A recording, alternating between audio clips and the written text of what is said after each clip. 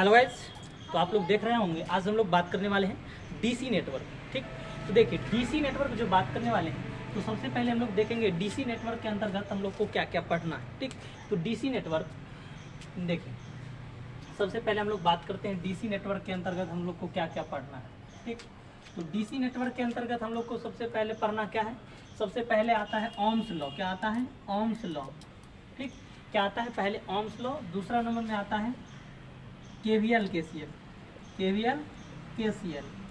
ठीक, तो KVL KCL जैसे आप लोग किरचॉफ्स लॉ पढ़े होइएगा, तो नाम सुन के आप लोग को अजीब लग रहा होगा केवीएल और केसीएल। तो केवीएल होता है किरचॉफ्स वोल्टेज लॉ और केसीएल क्या होता है? Kirchhoff's current law. ठीक, उसके बाद आता है network reduction theorem. Network reduction theorem. Network reduction theorem. Network reduction theorem. उसके बाद क्या आता है? नेटवर्क रिडक्शन थ्योरम के अंतर्गत हम लोग दो चीज पढ़ते हैं, थेवेनिन्स और नॉर्टन्स।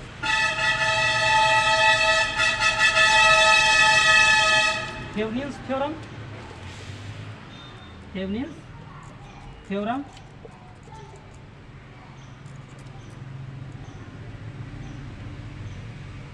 Thevenin's theorem. ठीक, तो नेटवर्क रिडक्शन थ्योरम के अंतर्गत हम लोग को क्या पढ़ना है? Thevenin's theorem. उसके बाद आता है नॉर्टन्स थ्योरम। Norton's theorem. ठीक, तो हम लोग को सबसे पहले पढ़ना है ओम्स लॉ, उसके बाद केवीएल केसीएल, उसके बाद नेटवर्क रिडक्शन थ्योरम के अंतर्गत थेवेनिन्स थ्योरम और नॉर्टन्स थ्योरम। उसके बाद आता है सुपरपोजिशन थ्योरम, जिसको यानी कि स्पेसिफिक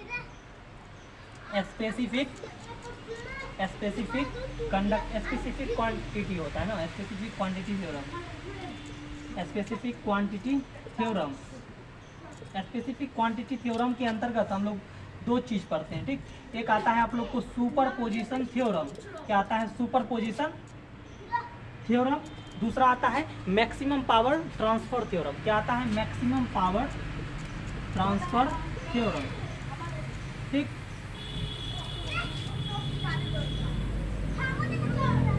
मैक्सिमम पावर थ्योरम। ठीक,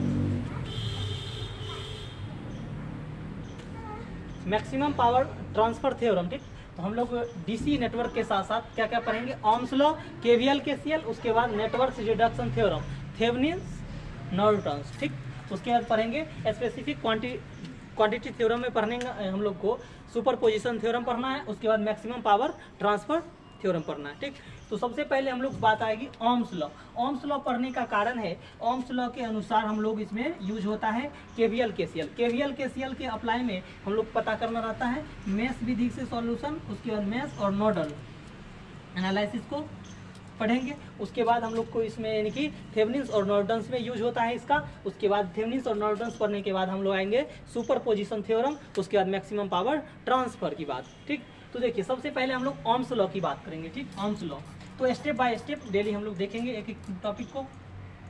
तो देखिए सबसे पहले Ohm's law.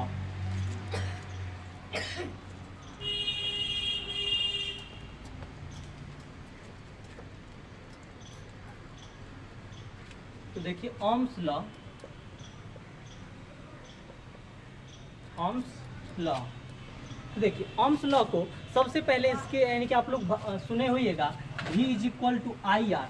V is equal to जो आई आर वह आता है कहाँ से? तो देखिए ओम्स लॉ कहने का मतलब according to Ohm's law the potential difference across any two points of the conductor will be directly proportional to the current flowed. ठीक, तो यानी कि कहता है डायरेक्टली प्रोपोर्शनल टू किसके? करंट के। तो V प्रोपोर्शनल टू I इस यहीं से आता है, इसलिए V इज इक्वल टू यानी घटता है, तो इसका यानी कि आई आर। तो R यहाँ पर क्या है? रेसिस्टेंस I करंट है, V वोल्टेज है। ठीक, तो I यानी कि इसका I यानी करंट का क्या होगा? ऐसा यूनिट एम्पियर। रेसिस्टेंस का क्या? ओम हो जाएगा। उसके बाद वोल्टेज का वोल्ट। ठीक, तो देखिए तो इसके स्टेटमेंट के अनुसार हम लोग समझेंगे अकॉर्डिंग टू ओम्स लॉ। अकॉर्डिंग टू Ohm's law, according to Ohm's law, the potential difference the potential difference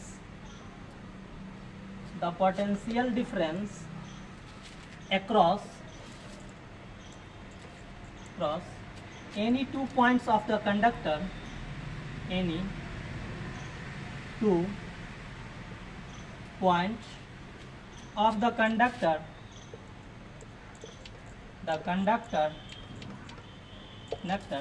कहता है according to Ohm's law the potential difference across any 2 points of the conductor will be directly proportional to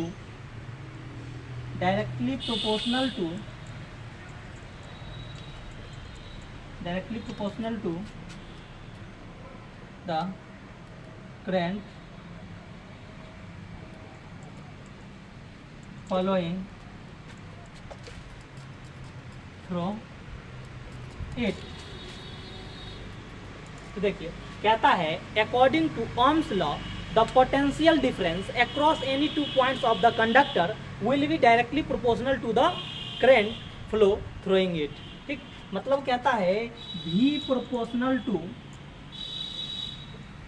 proportional to I, इसलिए V is equal to IR। ठीक, यहाँ से हम लोग निकालते हैं, जैसे आप लोग को करंट और रेसिस्टेंस पता रहो, वोल्टेज निकालना रहे तो V is equal to IR, या वोल्टेज और करंट पता हो तो रेसिस्टेंस क्या आएगा निकालने के लिए, उस केस में आप लोग कर सकते हैं। तो R इज इक्वल टू क्या हो जाएगा यहाँ से V by I, R is equal to V by I. इसी तरह आप लोग को रेसिस्टेंस और वोल्टेज पता हो, करंट पूछा जाए तो उस केस में क्या निकालिएगा, I is equal to just इसके अपोजिट हो जाएगा तो V बाय आर। ठीक, तो इस तरह से फंक्शन को आप लोग याद कर सकते हैं। जैसे तो आप लोग को कैसे समझिएगा, तो इसका डिफिनीशन याद रखना, तो डिफिनीशन याद रखना बहुत ही इसका स्टेटमेंट आसान है। देखिए तो कहता है जैसे अकॉर्डिंग टू ओम्स लॉ के अनुसार, तो कहता है the potential difference across any 2 points of the conductor will be directly proportional to the current flow through it, मतलब I के यानी कि रिस्पेक्ट में, तो V proportional to I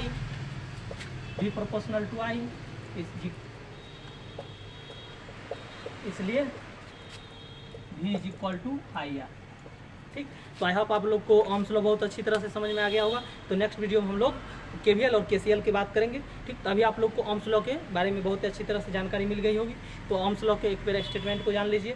according to Ohm's law the potential difference across any 2 points of the conductor will be directly proportional to the current flowing through it। ठीक, V proportional to I, इसलिए V is equal to IR।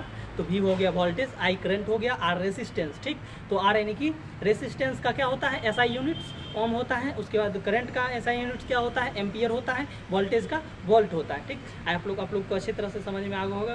तो हम लोग को हमारे जितने भी नए व्यूअर्स हैं उनसे एक ही उम्मीद है, हमारे चैनल को जल्दी से सब्सक्राइब कर लीजिए। Thank you for my watching this my video.